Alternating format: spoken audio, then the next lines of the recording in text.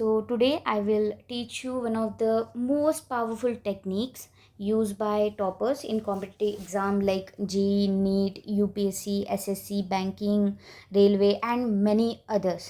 ठीक है? So this technique is called the elimination method.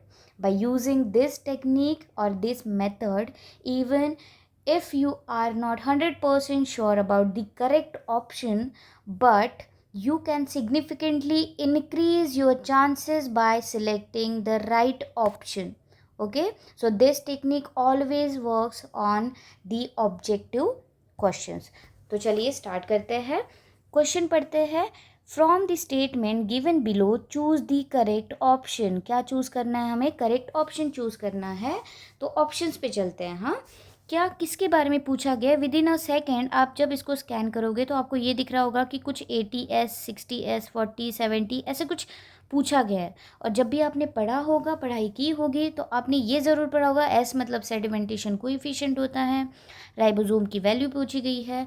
तो राइबोसोम की वैल्यू को याद रखने का मैंने बहुत सही तरीका बताया है. जितने भी मैंने वीडियोस बनाए हैं जहाँ पर भी राइबोसोम आता है, हर एक वीडियो में मैंने ये टेक्निक को एक्सप्लेन किया है. तो यहाँ पर मैं आपको ट्रिक बताने जा रही हूँ प्रोकैरियोट एंड यूकैरियोट को याद करने की. तो ये रही एक cell that is prokaryotic cell और ये रही एक दूसरी cell that is eukaryotic cell. Short में लिखा है. आई होप सो कि आप समझ सको. अब प्रोकैरियोट एंड यूकैरियोट की टेक्निक्स को अगर याद रखना है, वैल्यूज़ को याद रखना है, तो ऐसे याद रखिए कि प्रोकैरियोट सबसे पहली सेल आई तो हमने उसको ऊपर लिखा, यूकैरियोट बाद में आई तो उसको हमने नीचे लिखा. सबसे लोवेस्ट वैल्यू सिर्फ आपको याद रखनी है, that's it. Lowest value is 30. उसके बाद आपको स्टार्ट करना है. यहाँ 30 लिखा है तो यहाँ 40, then 50, then 60, then 70 and then 80. ये रही वैल्यू. अब आपको यहाँ पर प्लस साइन देना है एंड ये रही मेजर वैल्यू.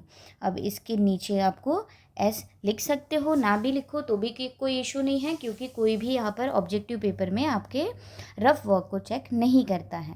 अब ये रही मेन वैल्यू 70S, ये रही मेन वैल्यू 80S. चलो ऑप्शन के टूवर्ड्स चलते हैं. First option is the eukaryotic ribosome are 80S. क्या यूकैरियोटिक राइबोसोम की वैल्यू 80S है? डेफिनेटली 80S है. तो चलो इतना तो हमें करेक्ट मिला है.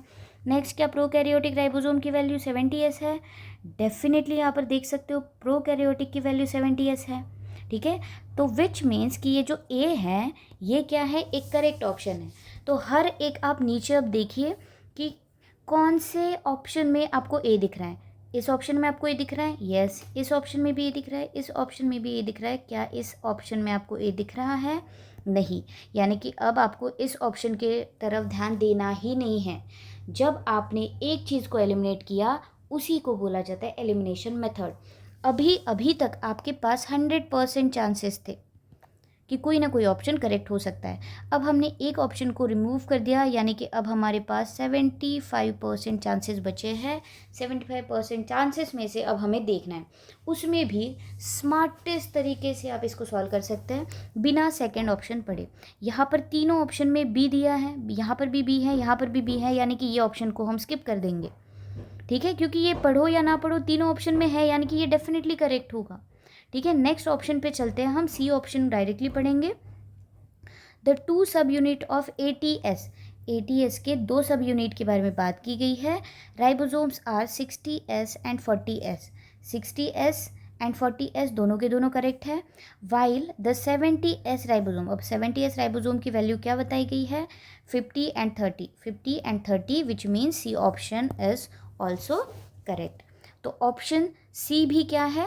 ऑप्शन सी भी करेक्ट है. यानी कि हमें यहीं पर आंसर मिल गया है कि हमारे ए, बी एंड सी ये तीनों के तीनों करेक्ट है. बट अगर आपके पास टाइम है, आपको और एक बार क्रॉस वेरीफाई करना है, तो आप क्रॉस वेरीफाई करके देख सकते हो. अदरवाइज आपका आंसर यहीं पर निकल चुका है.